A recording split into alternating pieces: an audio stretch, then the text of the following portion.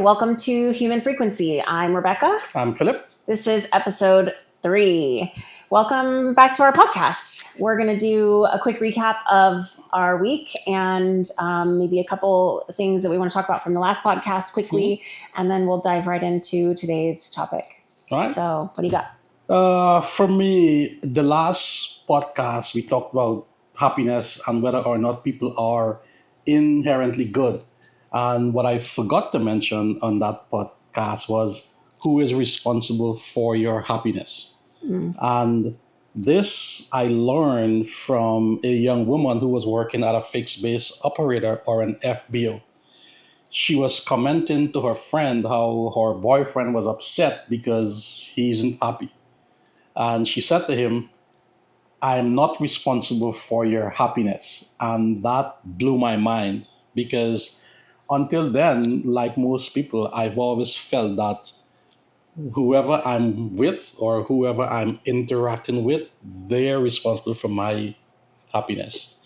And I thought she was right. And what I would like to say to you is that you have to make yourself happy. You have to find your own joy. It's up to you. Don't leave it in the hands of someone else to make you happy. Because if you do, it is going to fail and you will always be disappointed. And what did I do this week? Actually, I did nothing this week. I sat around on the couch all day thinking about what am I going to talk about for this podcast when it comes to money, because money is one of my favorite topics. I love talking about it. And you? Yeah, I don't know. We stayed home for 4th of July and just hung out, got some rest, and just, worked. So it was a pretty basic week. Yeah. Nothing too exciting. Okay. Yeah.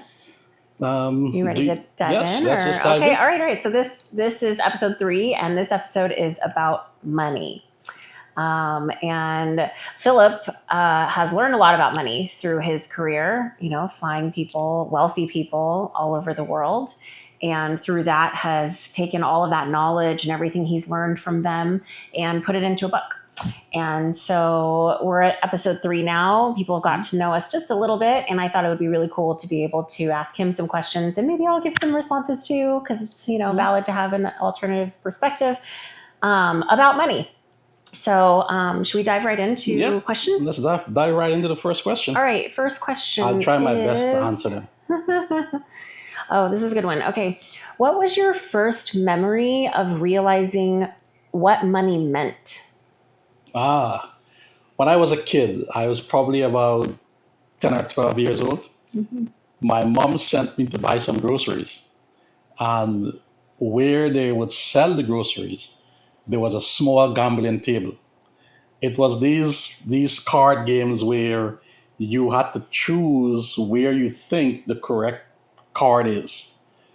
And I was doing really well. I was winning. I'm like, I'm pumped. I am winning. I am up.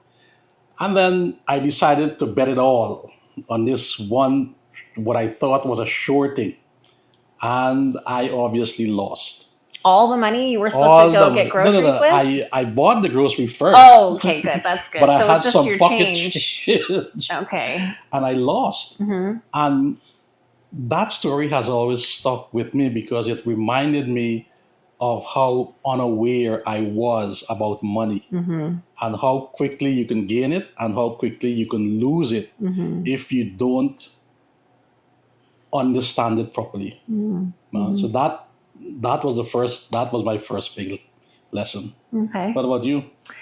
I don't remember a specific lesson. I had a single mom growing up, so money was always kind of we didn't really talk about it, but I just knew that there wasn't a lot of it. And I think maybe not specific memory, but I think when I got my first job, I think I was maybe 15 or something like that.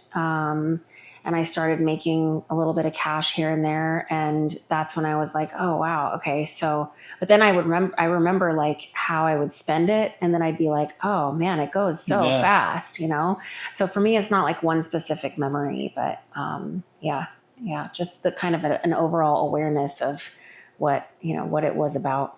Yeah, and I'm glad that you said an overall awareness about what it's like, because I'm always amazed as to how little people understand money, Yeah. and how little they go out of their way to learn about money. Hmm. And in the book that I wrote, I talked about the relationship people have with money. And I was astonished to find out that most financial advisors never try to understand what someone's relationship with money is Mm. before they give them financial advice. So you you have a financial advisor telling someone to budget, cut your spending here, don't go out and do this, buy this cheaper item, but they never really ask them, like you just asked, what's your first interaction with money, and how has that influenced the way you use money? Yeah, that's like somebody like going into a marriage counselor, and before the marriage counselor even knows any of the background of these Yeah. people, they're handing out, tools to be able to use to help them. And it's like, okay, well, how do you know these tools are going to work? Right. So relationship with money is something I don't think anyone talks No. about, what their relationship with money is and how that has impacted their decisions in the past and how it currently impacts their Yeah. decisions in spending and Yeah. saving and Yes. whatever that looks like. And that is Money management. key. I believe understanding how you relate to money is foundational Yeah. in being able to use money to your advantage. Yeah, and I feel like the earlier we can learn that, the better, because I remember like even being in my 20s and not really caring very much about money, not really responsible, just kind of like, whatever. And then once I got to the point where I'm fully independent, I'm paying all my own bills, then my relationship with money kind of was ruled by fear of running out of money, Mm-hmm. Mm-hmm. And I think that kind of drove my whole like thought process about saving and like spending frugally and things like that, because I was so afraid of running out that like it really controlled how and I think there's some of that you need to have, not Mm-hmm. fear necessarily, but awareness that it could run out, but also like being able to understand that there's ways to get more, so Yeah. I don't know, it's just kind of a balance. Yeah, it sounds like you are describing the three types of relationships people have with money. You describe fear. Mm-hmm. The second one is money scarcity. Mm-hmm. And the third one is money abundance. Mm-hmm. For example, someone that grew up in a rich household, they don't know what it's like to go without money. They don't Yeah. know what it's like to have to figure out how to pay bills. So their relationship with money, it's much different from someone who comes from a household where money was always a scarcity thing. Mm. Such people may be a more cautious spender. Yeah. But for all the relationships, they all have a common issue, and that is you wait too long to take advantage of opportunities. As a result, you end up losing opportunities. Mm-hmm. So, what you said is correct. What you want to look for is a balance. Mm. You need to find a balance between the scarcity mindset, the abundance mindset, and the fear mindset. If you can somehow and find a balance between those three, you'll be good. And I feel like emotions plays a Oh, yeah. huge part of that too, like the actual spending and saving of money, because so many people are emotional buyers, Yeah. So that definitely plays in how people manage their money, and how they become in that money scarcity mindset without Mhm. even realizing it. Yeah. Really cool. Yeah. Okay, All right. good. Good. All right, let's go on to the next. All right. What's something you spend money on unapologetically? What's something I spend money on unapologetically? You can't say See, like bills because those are I like know, I know, standard. I You know, I can't say know. that. The challenge with that question is that I don't spend money at all, and it's true. It is true. Um, I buy all the what do I spend clothes. money on I buy the stuff. unapologetically? I would say comfort. Yeah, Yeah. Okay.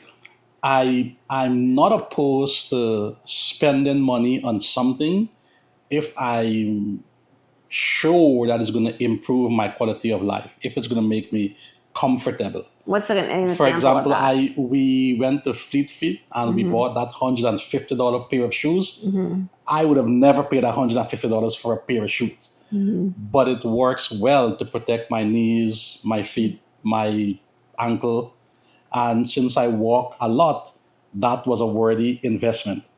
Um, Okay, let me stop you there because it was a worthy investment the first time, but for the last month, you've been complaining about your knees and your feet. And I've been saying, let's go back over to Fleet Feet. These probably have like 400 miles on them already. It's okay, time for a new pair. And it's already been like 2 to 3 years that you've had okay, these shoes, right?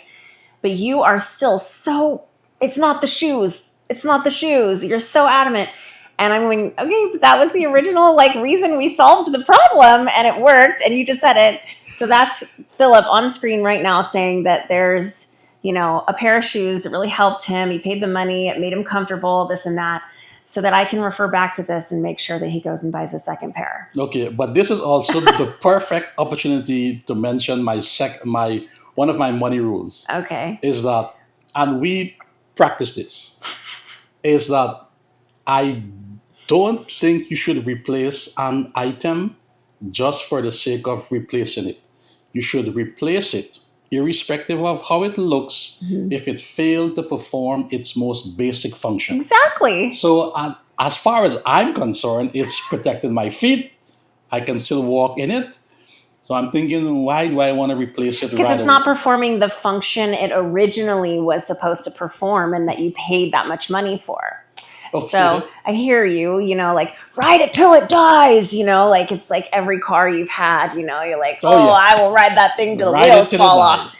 But the truth is that the shoes are great. You can wear them, here and there, but for your actual like long-term walking, when you're walking 5 miles, you Mhm. need a pair that are now going to offer you the same support that those shoes offered you 2, 3 years ago for $150 so that you can protect your knees and your Wait, ankles I've and had all of those that. shoes Yeah. that long? Yeah. 3 years I know ago? you've put at least 500 miles on those things. Oh, Yeah. I have no. I didn't realize that I've had them for so long. Yeah. Anyway, Maybe comfort. So that's a good one. I will consider them comfort. I do believe in protecting the environment for our kids. If I need to spend money on something that will reduce my carbon footprint, I will absolutely 100% do it. I'm You know? guessing you're referring to your car. Yes, Okay. my car. Yeah. It's an electric car. We both drive them, Hmm. and they're a bit on the pricey side. Hmm. But what we save in gas and what we are hopefully doing for the environment in the future, Yeah. whether someone believe that or not, it's a worthy cause to spend money on. Yeah, and it works out for us in the back in the long run anyway because there's a lot less maintenance. They last a really long time. If you do have to replace something, it's like one thing, Yeah. So there's also some money saving that happens within that too. So Yeah. yeah, that's good. What about you? So unapologetically, I think comfort is also one of mine.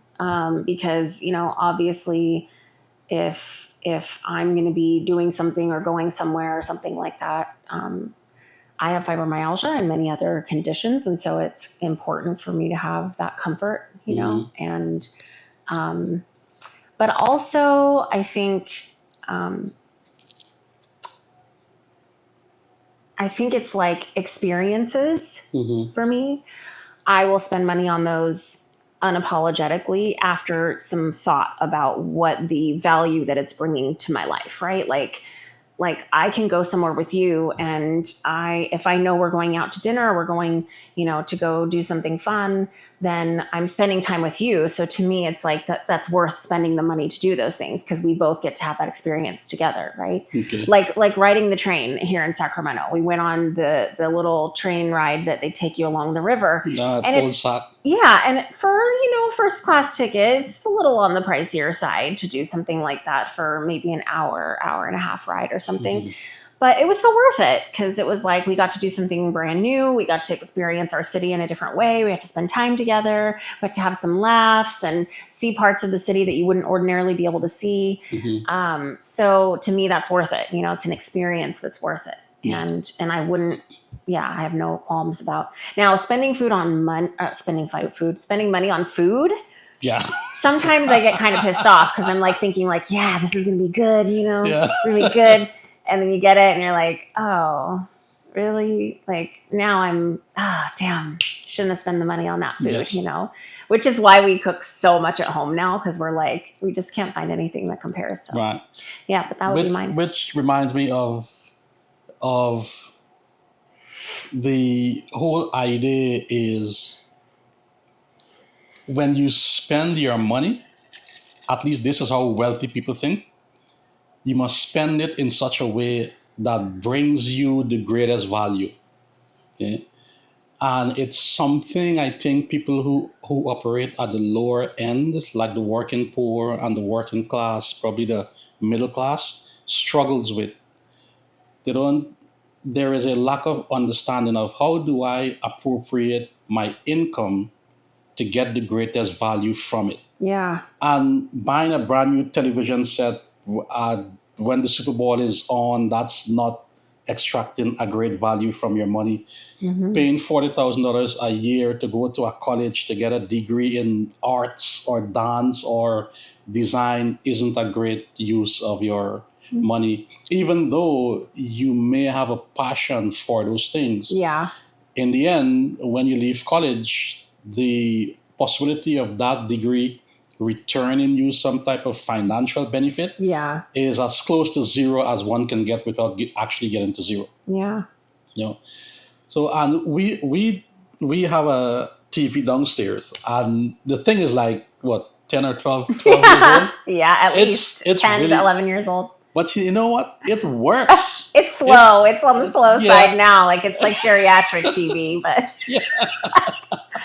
Yeah, Rebecca is right. It's on the slow side, but it works. it works. And once again, if the item is performing its most fundamental function appropriately, there is no need to replace it. Just ride it till it's done. That's your mantra. Yeah, that's my mantra, and it's going to save you a lot of money. And Yeah. when you mention food, this is one of the issues we had in Carmel by the Sea. If you watch the podcast before this one, episode 2, we talked about what we did, Yeah. and that was going to Carmel. Mm-hmm. Carmel is a beautiful place, Mm-hmm. but it's expensive. It is expensive, expensive, expensive. And the food that we got wasn't worth the money. Yeah. And Rebecca said that we make a lot of our meals we do because it saves us so much money. Yeah, and the saves us return a on buck ton of investment money. at most restaurants really isn't as great as it should be. We have a couple in our neighborhood that like you get it and you're like, yeah, they gave me like enough for like 2 or Yes. 3 meals here for the price. So the price being higher is like okay because you know that you're going to be able to probably have some for leftovers tomorrow and maybe the next day. Like it's there's value for your money there, but the return on investment in most food situations is just not there. It's dumb. Yeah, It's dumb. yeah, it's kind of a bummer. It takes us a long time to find a place to where we will say, okay, I'm getting good value for my money. And for us, that means a healthy serving size, good tasting, Flavor, yeah, and a reasonable price. yeah, yeah. That's value for money. Yeah, I agree.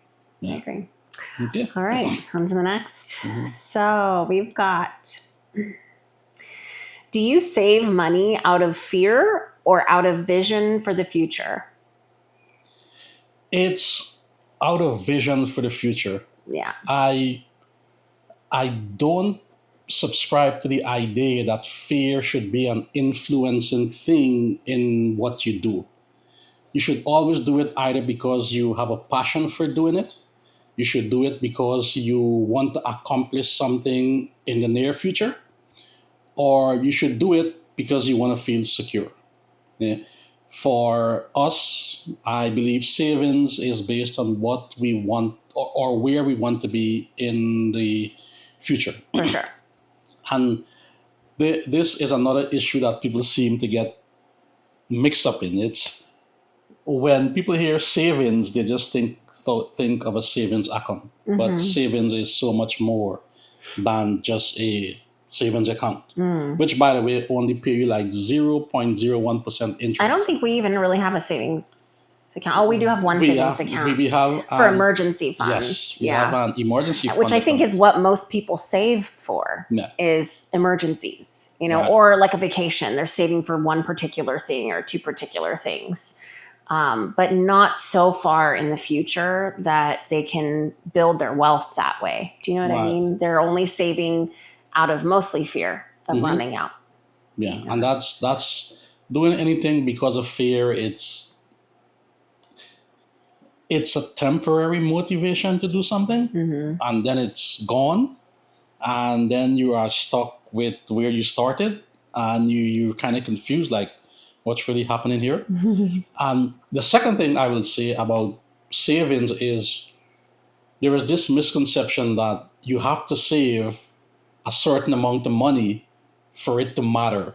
For example, someone may say, what's the point of saving $20 a month? Right. I want to save $100 a month or $200 a month. But every cent that you can save does add up over time to a great deal of money. I like to encourage people, and we do this too. If you can save $1 a month, save $1 a month. If you can save $1,000 a month, save $1,000 a month. The amount doesn't matter. It's the fact that you're saving towards your future that matters. Yeah, I agree. Like I said earlier, I think when I was in my 20s, I was saving out of fear of running out, because you're independent, you're learning your independence, you're starting to come into that part of your life where you really are taking care of everything for yourself, and it's terrifying.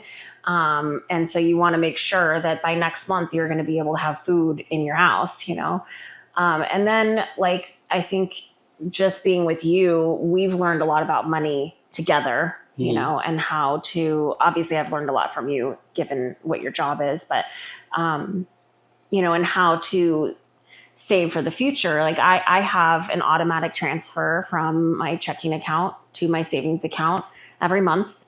It's $25. Yes. But it's an automatic. I don't even see it. I don't even know when it happens. I have no idea. I don't pay attention to it. It just goes there.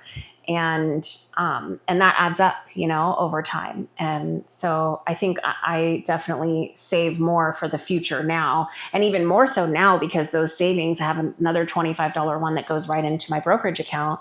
That way that brokerage account gets fed $25 a month, regardless if I have an extra $1,000 to put in there because I want to invest or whatever.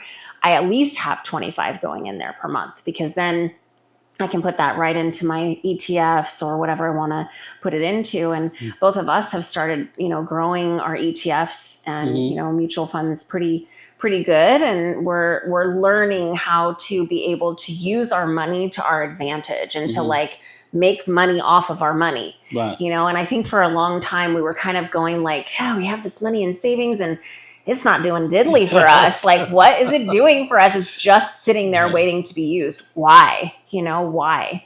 And so then we really got into figuring out what's the best way to have our money work for us instead of working so hard for it. And then it just goes out the door, or it does nothing. It just sits there. Now it really works for us, and that's going to help us in the future to be able to do what we want to do. When we're ready to retire, we can retire because we've set that up in advance. And some people are like, oh, well, you have to put $1,000 or $10,000. You have to have all this money. No, you don't. Because I think in my brokerage account, I had like $1,000 that I put towards one ETF. And this month I'm already making like $40 on a return for my dividend. Mhm. And then that just goes right back in and buys more of those. And so it's just this constant building, you know? So yeah, I think savings can be done in so many different ways, which is what I like about your book too, because you have a lot of different, like you have micro savings in there. Mhm. There's a couple of different options on like how to actually save, you know, Yeah. and that it doesn't all have to look the same. You know, I think savings accounts became so popular back in like the 70s, 80s, 90s. And it was like save, save, save, but it didn't work for you. You know, it worked for the bank because they got to use your Oh, money yeah. as leverage, Yes. Yeah. but you didn't get anything out of it other than having a place to put it. Yeah. So I don't know. Yeah, and what I would like to say about savings is you know how you think that you are saving for an emergency, right? I've recently learned that you don't want to have too much money in your emergency savings account because it sits there and it does nothing for you.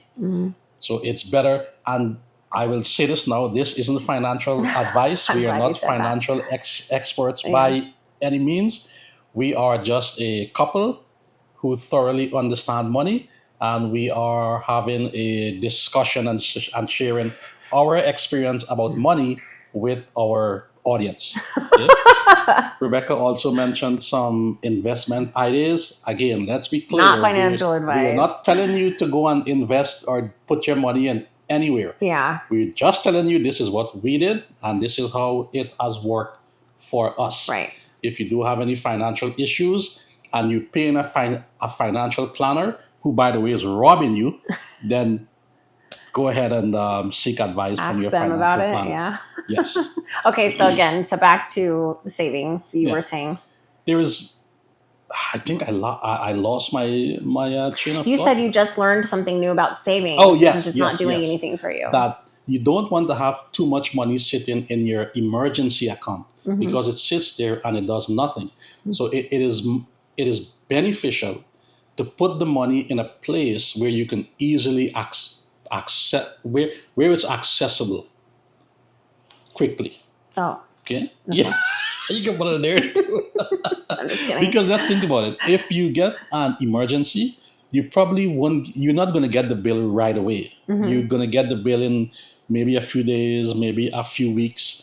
And that is enough time to divest any investments you may have in whatever assets you may have, get that money into your personal checking account and use it to pay your. So are you saying that because the fees that you'll pay outweigh the loss that you're taking on the money just sitting there not making any Yes. money? So if you had, let's say, $10,000 instead of having it in the savings account, you had it in your investment account, you would be making more off of that money having it in the investment account, have a little time to be able to pull that money out and transfer it, and the fees would be offset by any of the money you already made. Right. And there is the possibility if you have that money in there long enough, you would have generated enough income from that money to cover your expense. Yeah, that's what I'm saying. Like it offsets it basically. Right. Oh, to cover the And then actual so instead of expense. having to use your initial principal investment of 10,000, you will use what that $10,000 made you. Right. Which is what wealthy people do. Right, which is what they do. Yeah. And that's the only amount you will pay taxes on. Okay. So your initial $10,000 is safe. Yeah. And it's still making you money. Yeah. You know? Okay. But I do want to ask you about something you and I talked about a while ago, and it's something I didn't put in this book, but I put it in the second book. Okay. Budgeting, because I have an issue with budgeting. I'm just gonna say that right away. So, what's your take on budget? Well, as I told you before, I thought you should have had something about budgeting in here personally. I don't use a budget daily. I don't use a budget all the time.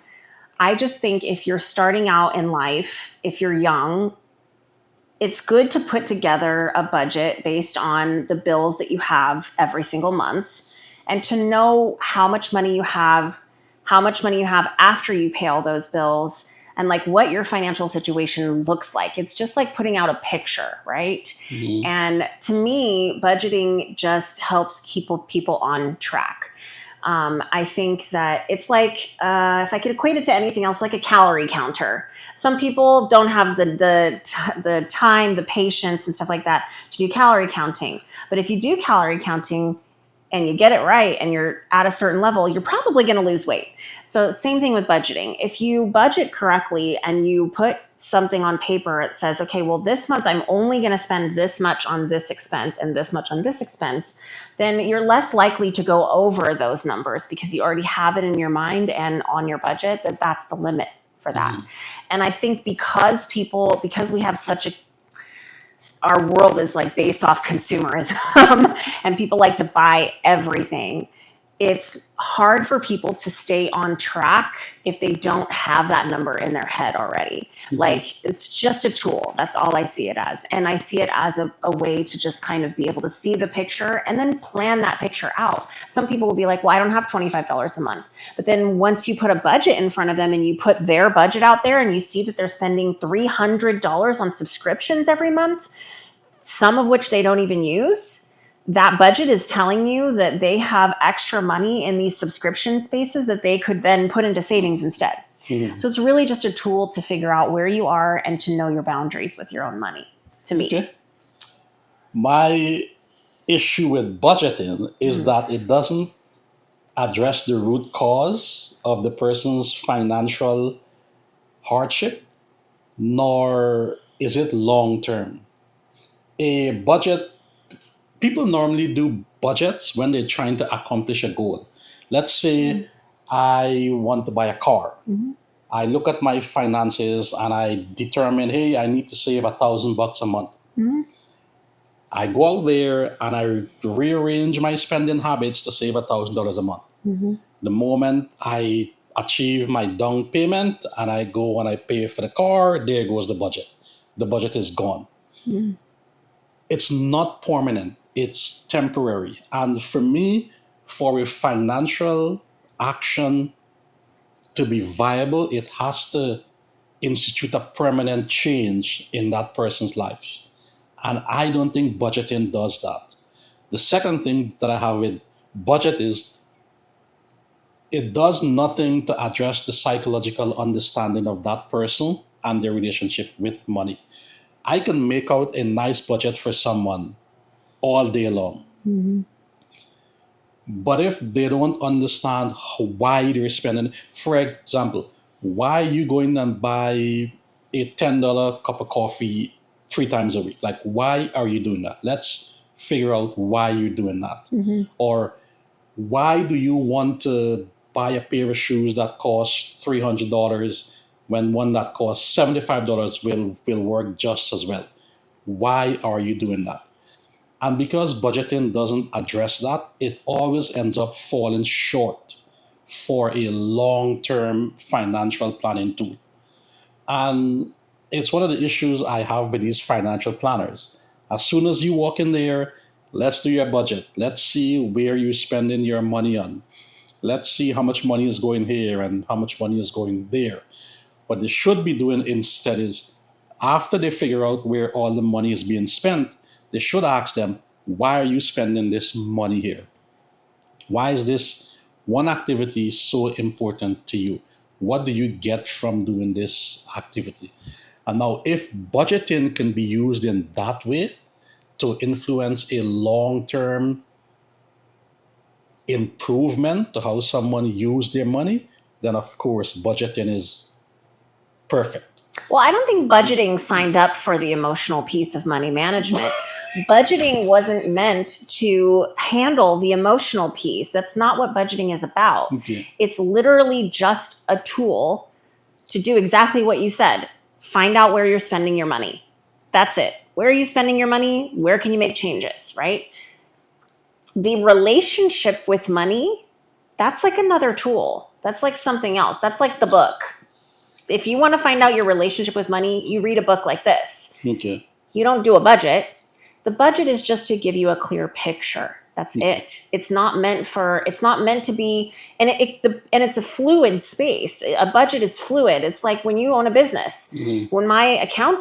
When my bookkeeper comes up with a budget for me, she's saying, okay, for the rest of the year, this is what your budget looks like. These are the spaces that you can allocate all this money, right? It never goes to plan, but it's a guideline.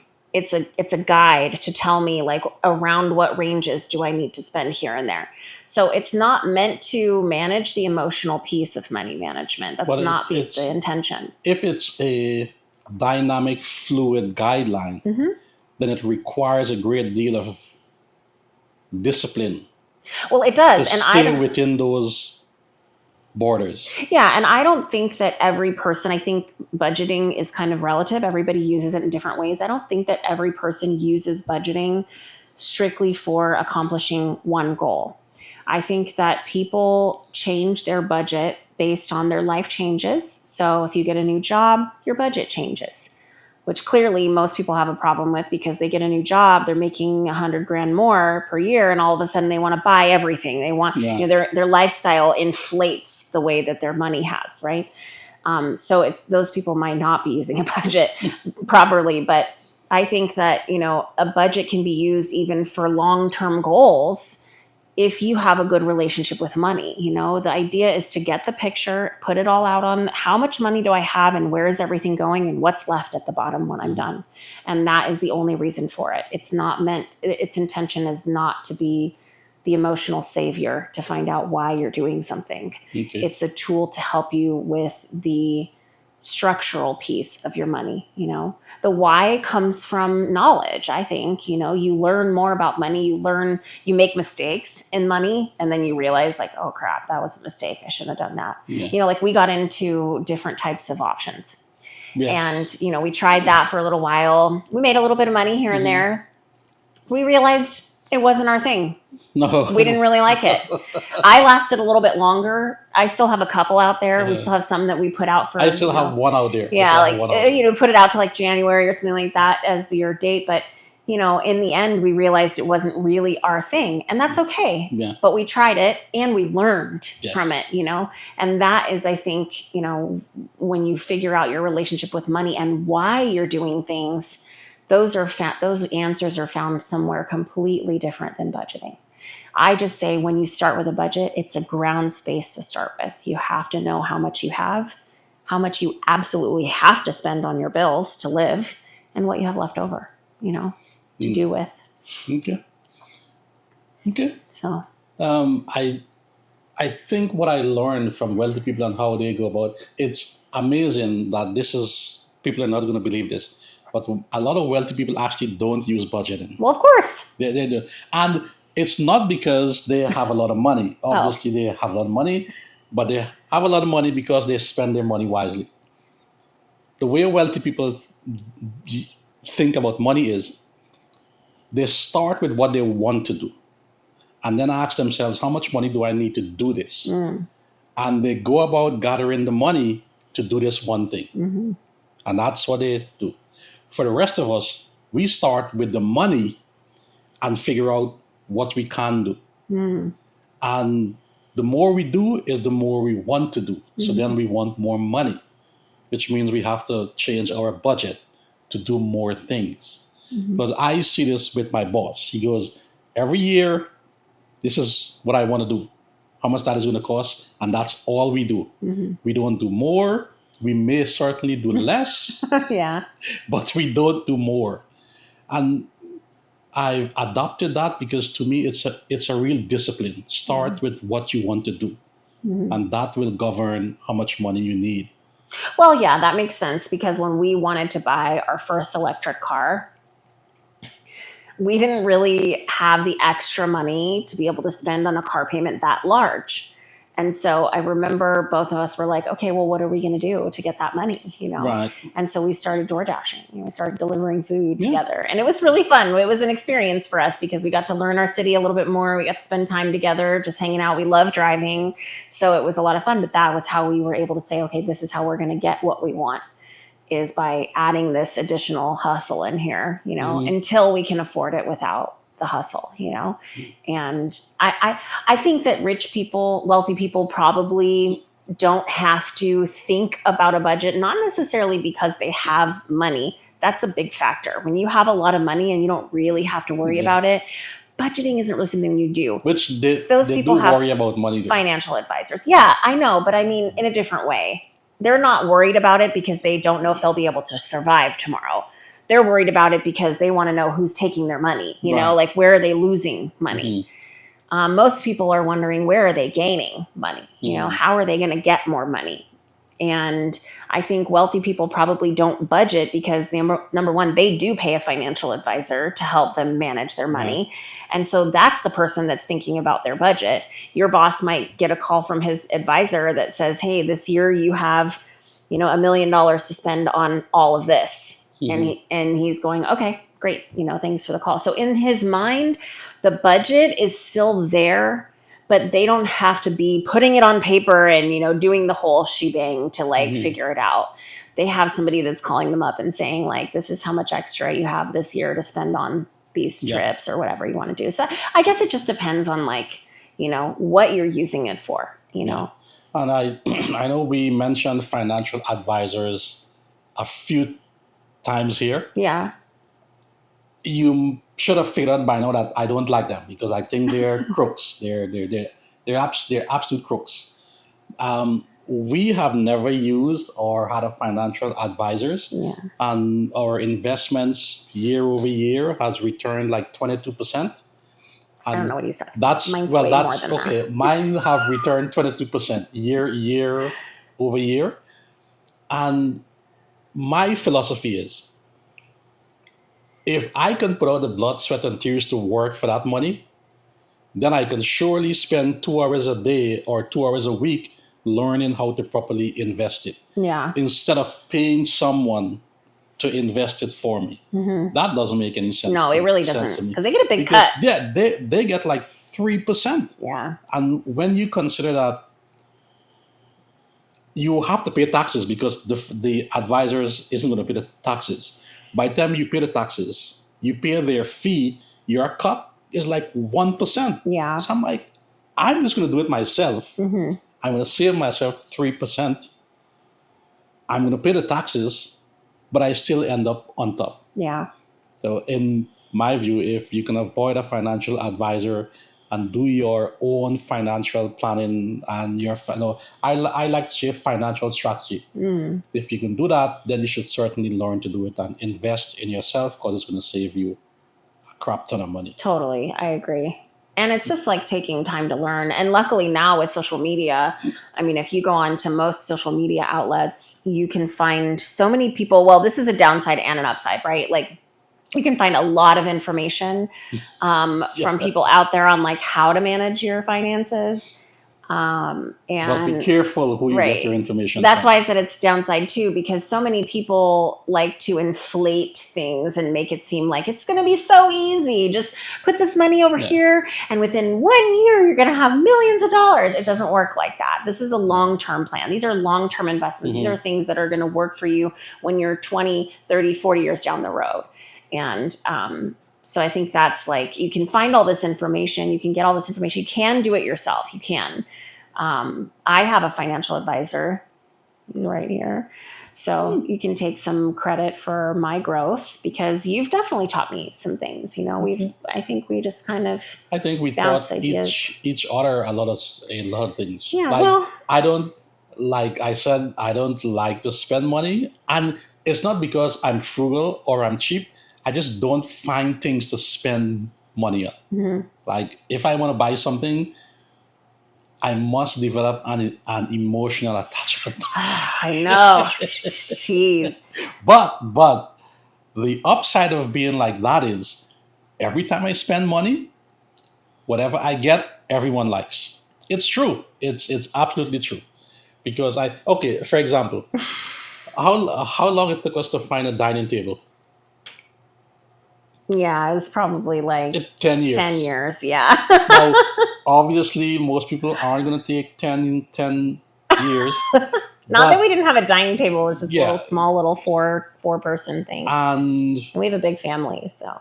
What about the when we got the first Tesla? How long it Mhm. took us to do that? It took us like six Yeah, to it 7 takes us a months. long time to buy those bigger things, Yeah. yes. But also, some of the things that you won't buy still need to be bought, Yes. Yeah. like clothing and, the things that, you don't really think about because they just are things that I naturally just take care of, buying for us. Yeah, that's true. I feel like you would probably, um, well, I guess I probably do this too, like cut open the toothpaste package and try to like scrape it all out of Yeah. there because they do leave a Yeah. lot in there, right? It's like, Yeah. so yeah, I think, you just don't spend money on very much at all. But if it's something that's going to make you money, then you'll spend money on it. Oh yeah. Like if it's a tool, Philip does YouTube. We do a lot of social media. We do a Yeah, we lot do of a lot. social media. And just filming and things like that. And so, using like, the GoPro cameras and stuff like that.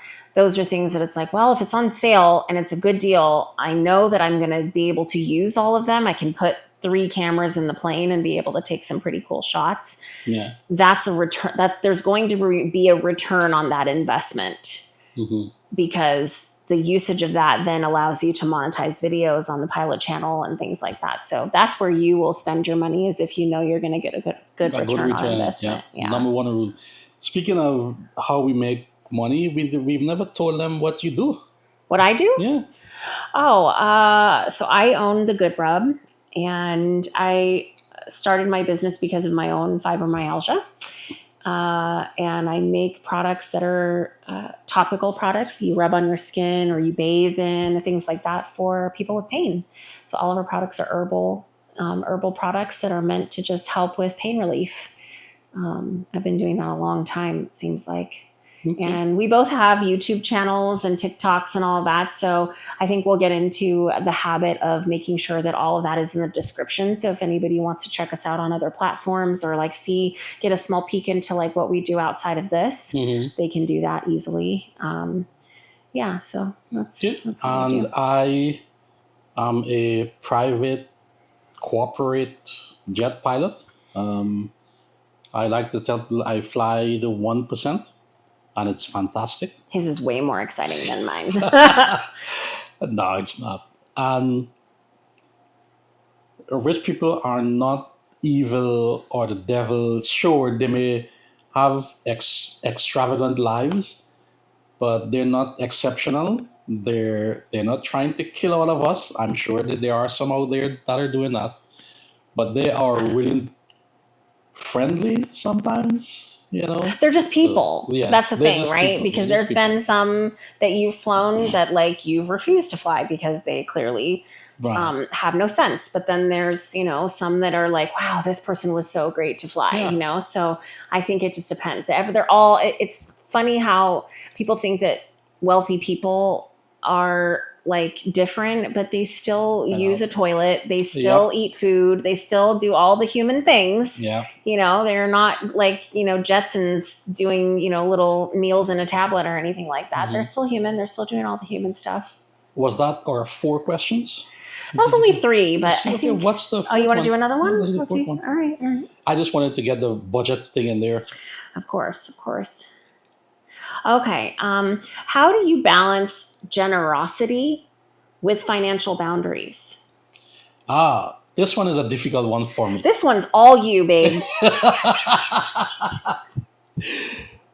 I am big on helping people when I can, when I'm in a No. position to help them. Uh-huh. But I struggle with it because I ask myself, at what stage am I going to transition from helping them to enabling them? Mm-hmm. My question is, so how much help do I give them, and how long should I give them this help? Yeah. And I haven't had an answer for that. Oh. I think for the best way I can say I deal with it is when I felt as if I've done a whole lot and they haven't shown progress, then I have a chat with them and I'm like, okay, I've done this, I've done that, I've done this, and there is no progress here. So it's time for us to start doing things Mm-hmm. differently. Um, because I'm like that, I tend to pay attention to what people are doing before I talk to them about it. Yeah, This you're way, very observant. yeah, this way. We're But talking like observant for a really long time. I, Because you always say, well, I just let them hang themselves. you you give them enough room to do what they need to do, and give them the resources to do it, and then you get frustrated and you goes, okay, that's it. Hmm. I've done enough. But I do believe in, for those of us who are, and we're not wealthy by any means, but for people who are in a financially stable position to where they have the ability to help those who are less fortunate, Yeah, then by all means one should always do so. yeah, definitely. You know? What about you? What about me? This one Where do was you cross the all line you. between generosity? Why? I know you have some thoughts Well, on it. I'm very generous with Mhm. like money or whatever people need. If I can help them, I'm going to help them. But the moment that I start seeing a pattern that my help is being taken advantage of, or my Mhm. spouse's help is being taken advantage of, my hackles come up, like where I'm kind of like, I don't think I want to continue in this. It's like being in a one sided relationship. Mhm. You're making all these changes, you're doing all these things, you're growing as a person, and your partner's over there just sitting around all day doing nothing with themselves, playing video games and just, not growing as a human. Okay. And I think that is how it is when you help someone. Not to say that you need something in return. I'm not saying that I expect them to give me something in return, Mhm. but the progress is where I'm talking about. When people need help, it's usually because of a deficiency in their life Mhm. and they can't get ahead because of it, or something happened in their life and it's like, oh wow, this person really needs some assistance at this time. Okay, fine. But if that person continually keeps themselves in that space, even though you've already helped them with tools to get out of that space, and Mhm. they still end up in the same space, you're cut off, man. Sorry. I mean, Okay. it's just, we're all adults here. And if you can't take accountability for yourself and make decisions that are going to help yourself, and you're just going to keep taking my money to do this thing that you are saying is so detrimental for you or is bothering you or is you're dealing with, but you're not going to make the changes to help yourself move forward and get out of that rut, then I'm not going to help you either.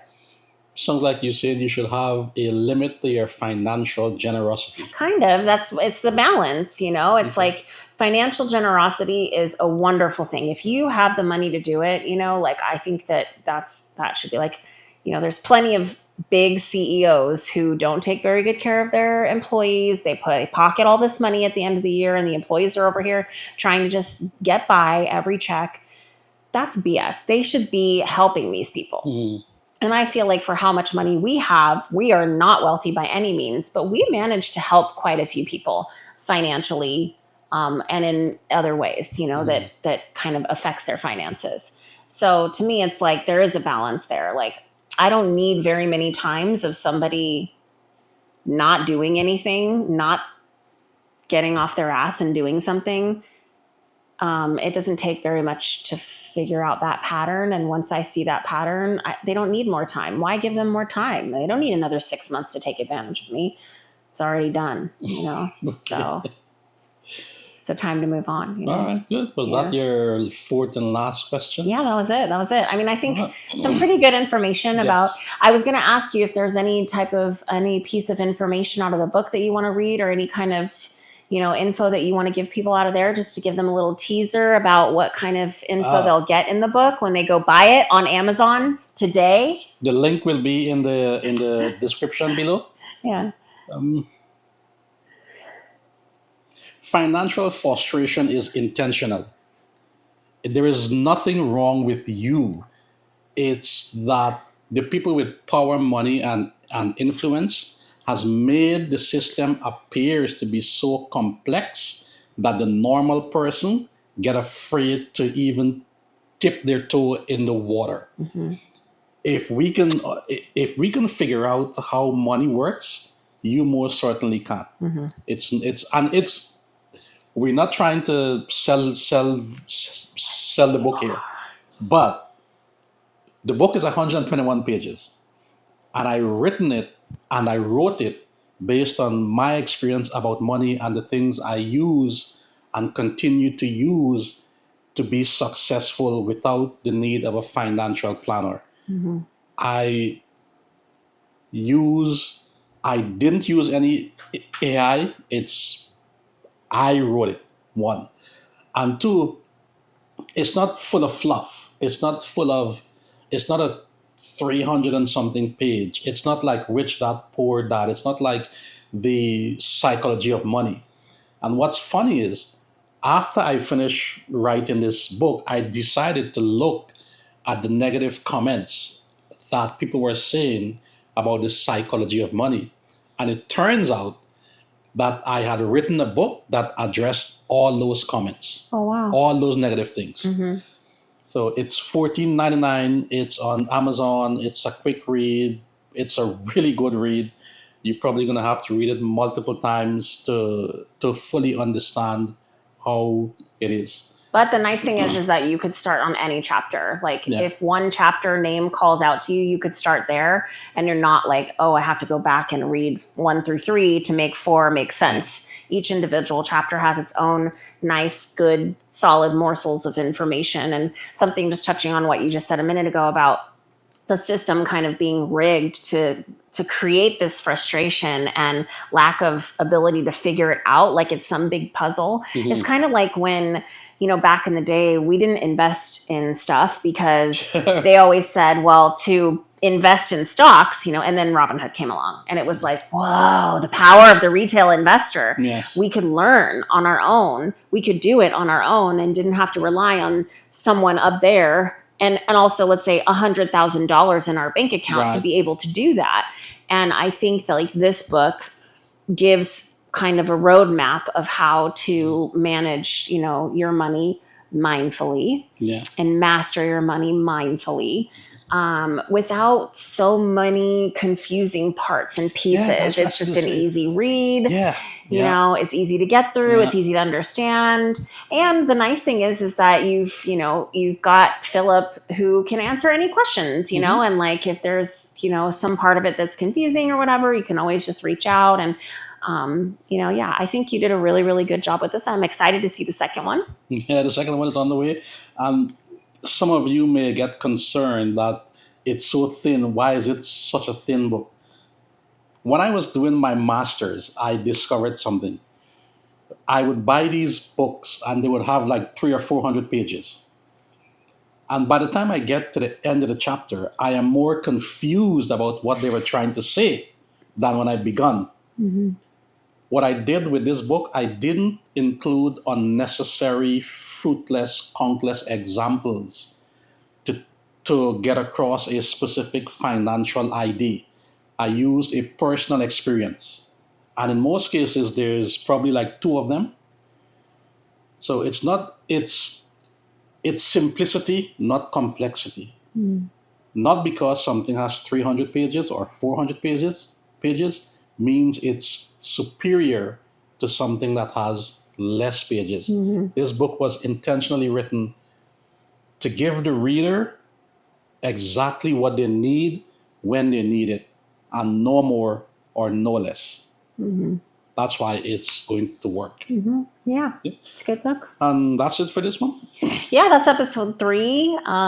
We are posting every Sunday, Mhm. and we'll make sure to include all the links down below. Please send us your comments and questions. If there's a topic you guys want us to cover, we're kind of just doing topics all over life, whether it's money, parenting, philosophy, whatever, you name it. So if there's some topics you'd like us to cover and banter and debate about, Yes. we would love that. And just to hear what you guys think about our podcast, like this is something new for us. It's a way for us to spend time together. We have these discussions daily anyway. So Yes. we thought, well, why not share them with other people? Maybe somebody could learn from it.